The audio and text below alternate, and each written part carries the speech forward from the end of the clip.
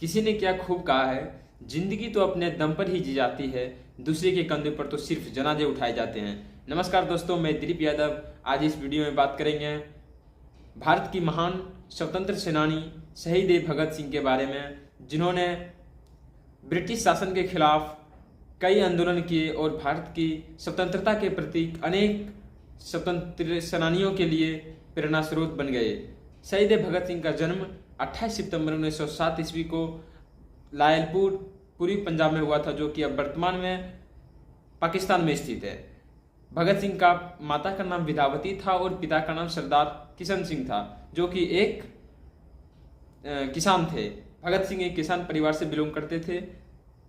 सन 13 अप्रैल 1919 की बात है, जब जलियांवाला बाग में भारतीय एवं ब्रिटिशों के बीच एक बैठक होने जा रहा था। उस बैठक में ब्रिटिश अधिकारी जनरल डायर के कहने पर ब्रिटिश सैनिकों ने निहत्थे लोगों पर गोली चला दी, गोली की वर्षा कर दी, जिसमें कि सैकड़ों भारतीयों का जान चली गई। इस घटना जब हुआ था, उस वक्त भगत सिंह का आयु मात्र 12 वर्ष की थी। इस घटना का पता चलते ही भगत सिंह अपने जो लाहौर में कॉलेज में पढ़ाई कर रहे थे, उस कॉलेज की पढ़ाई दूसरे दिन ही लेफ्ट करके वो जलियांवाला बाग चल दिए। लगभग 12 मील की दूरी पर वो पैदल चले गए और एक बोतल में वहाँ जलियांवाला बाग की मिट्टी को उठाया और वो अपने घर ले आए। और उन्होंने देखा, उस घटना के बारे में जाना कि हृदय में स्वतंत्रता के प्रति ज्वाला उठ गया और उस दिन से उनका एकमात्र लक्ष्य बन गया देश की आज़ादी, देश की स्वतंत्रता। इस प्रकार से उन्होंने धीरे धीरे क्या किया, कई प्रकार के आंदोलन का भाग बनने लगा और कई प्रकार की कमेटी का गठन करने लगा, जो कि ब्रिटिश शासन के खिलाफ आंदोलन करे, उनके खिलाफ लड़ाई करे। भगत सिंह ने भारत की आज़ादी के लिए युवा भारत सभा की स्थापना की और उन्होंने महात्मा गांधी द्वारा चलाए जाने वाला असहयोग आंदोलन का भी भाग बन गया और उनका हिस्सा बन गया। और जब असहयोग आंदोलन से बिछड़ गए तो उनके बाद उन्होंने अहिंसक आंदोलन को लेफ्ट करके क्रांतिकारी के हिंसात्मक आंदोलन में उन्होंने वो सम्मिलित हो गए। पुनः सन 1928 ईस्वी में साइमन कमीशन के लिए बहिष्करण हुए। उन साइमन कमीशन में बहुत भारी मात्रा में लोग प्रदर्शन के लिए जा रहे थे। वहाँ पे ब्रिटिश शासन ने नित्थे लोगों पर वहाँ पे लाठीचार्ज कर दिया, जिनके बीच लाला लाजपत राय का मृत्यु हो गया। इस मृत्यु से भगत सिंह को सहा नहीं गया। लाला लाजपत राय की मृत्यु के बाद लाहौर कोतवाली में राजगुरु और भगत सिंह जयपाल के इशारे पर जाकर सचेत रहे। चंद्रशेखर आजाद डीएवी कॉलेज के पीछे छिपकर घटना को अंजाम देने के लिए रक्षा कर रहे थे।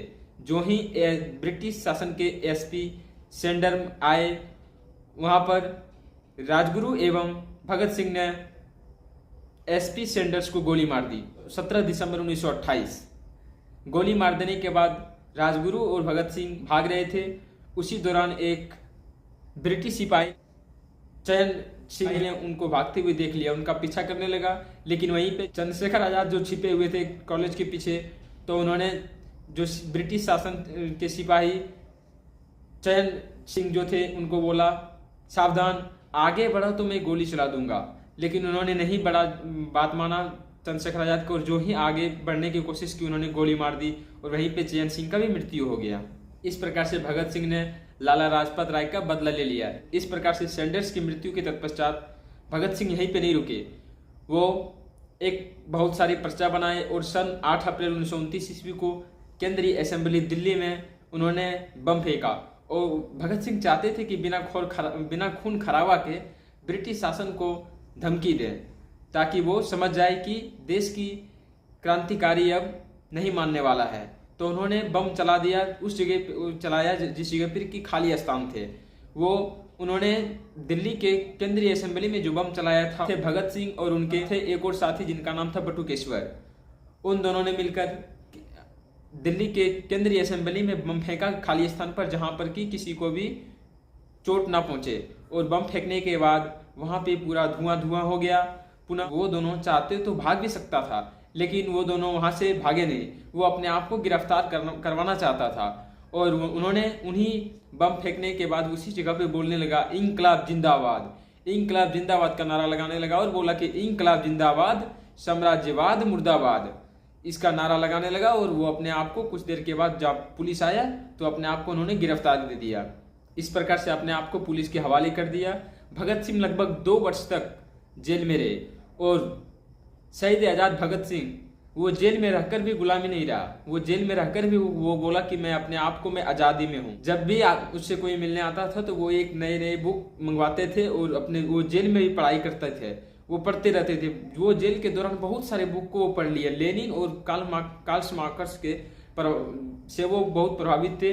उनका सारा बुक पढ़ डाला उन्होंने और अपने क्रांतिकारी के विचार को उन्होंने अनेक लेख के माध्यमों से देश के नागरिकों के बीच फैलाया। उन्होंने जेल में रहकर भी आज़ादी का प्रतीक दिखाया, क्योंकि जेल में भी बहुत सारी कृतियां थी। एक छोटे से कमरे में 10-15 कैदी रहते थे, सही से टॉयलेट नहीं थी, सही से वहाँ पे खाने की व्यवस्था नहीं थी। तो वहाँ पे वो भगत सिंह जो थे वो कैदियों के बीच रह के वहाँ पे भी एक कमेटी का गठन कर दिया। उनसे तो ब्रिटिश शासन परेशान हो चुके थे कि भाई ये कैसा बंदा है, ये जहाँ भी जाता है वहाँ पे एक कमेटी का गठन कर लेता है।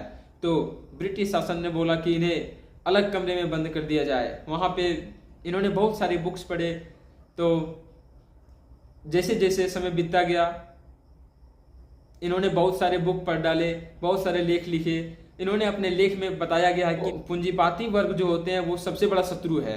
उन्होंने अपने लेख में ये भी कहा कि मजदूरों को शोषण करने वाला चाहे जो भी हो, वो चाहे भारतीय ही क्यों ना हो, वो उनका शत्रु है।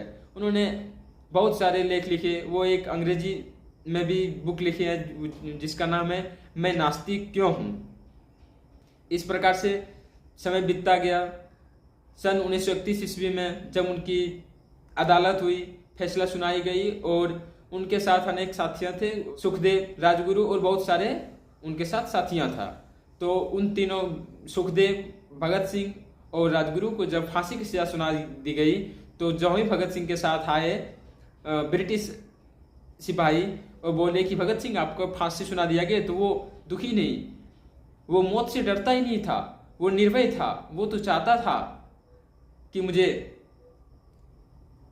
गोली मार दिया जाए, क्योंकि वो समझ चुका था कि अब स्वतंत्रता के लिए क्रांति जो थी वो धीरे धीरे ठंडा पड़ रहा था। वो उन्होंने सोच लिया था और इतने वो शिक्षित, यदि मुझे गोली मार दिया जाएगा तो देश के हर एक नागरिक में क्रांतिकारी की भावना उत्पन्न होगी और एक ना एक दिन इस ब्रिटिश शासनों को यहाँ से उखाड़ फेंक डालेगा। और वो जानते थे। तो इस प्रकार से उन्होंने तो कई बार ब्रिटिश अधिकारियों एवं पुलिसों से बोला भी था कि मुझे फांसी की सजा ना देकर बल्कि मुझे गोली मार दो, लेकिन उन्होंने ऐसा नहीं किया, बल्कि उन्हें फांसी की सजा दे दिया गया। जब फांसी के समय आया करीब, तो उनसे आखिरी ख्वाहिश पूछा गया तो उन्होंने बोला कि मुझे लेनिन की जीवनी पढ़नी है। और लेनिन की उन्होंने बुक्स मंगवाई थी, जो लास्ट बार उनसे मिलने आया था, और वो जब जेल में थे बहुत पहले से वो मंगवाने की कोशिश कर रहा था वो बुक को, और आखिरी इच्छा में उन्होंने लेनिन का बुक पढ़ा था। जो ही यानी उनके फांसी का वक्त आ गया, फिर उनके पास सिपाही आया और बोला कि भगत जी आपकी फांसी का समय वक्त आ चुका है। तो उन्होंने बोला ठहर जाओ, मेरे को एक स्वतंत्र क्रांति दूसरे स्वतंत्र क्रांतिकारी से मिलने दो। और कुछ ही क्षणों में उन्होंने बुक को रख दिया, पेज को ऊपर में उड़ा डाला और बोला चलो अब चलते हैं। और फांसी जहाँ पे दिया जा रहा था वहाँ पे तीनों साथियाँ राजगुरु, सुखदेव और भगत सिंह एक दूसरे से गले मिले और उन्होंने तीनों मिलकर गाए कि रंग दे बसंते चोला।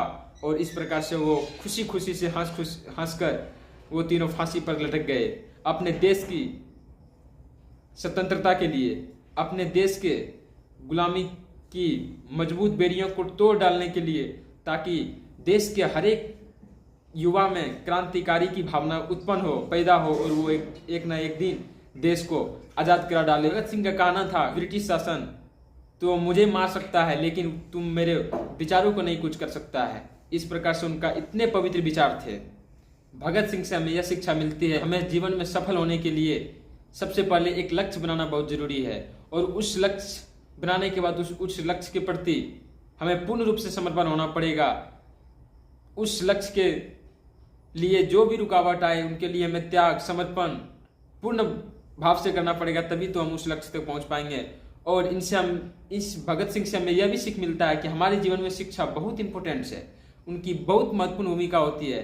इसलिए हमें कभी भी पढ़ाई बंद नहीं करनी चाहिए और हमें शिक्षा ग्रहण करते रहना चाहिए, क्योंकि शिक्षा के बिना हम साम्राज्य का निर्माण नहीं कर सकते हैं। शिक्षा जो होती है एक तरह से वो हमारे जीवन की रीढ़ है, इसलिए शिक्षा बहुत इंपॉर्टेंट है। क्योंकि जिस समय भगत सिंह जेल में थे उस समय भी वो पढ़ाई कर रहे थे। आज तो हम सभी आज़ाद देश में है, क्योंकि हमारी गुलामी को तोड़ने के लिए और आज़ादी के लिए बहुत सारी क्रांतिकारी एवं स्वतंत्र सेनानियों ने अपने प्राण की आहुति दिया।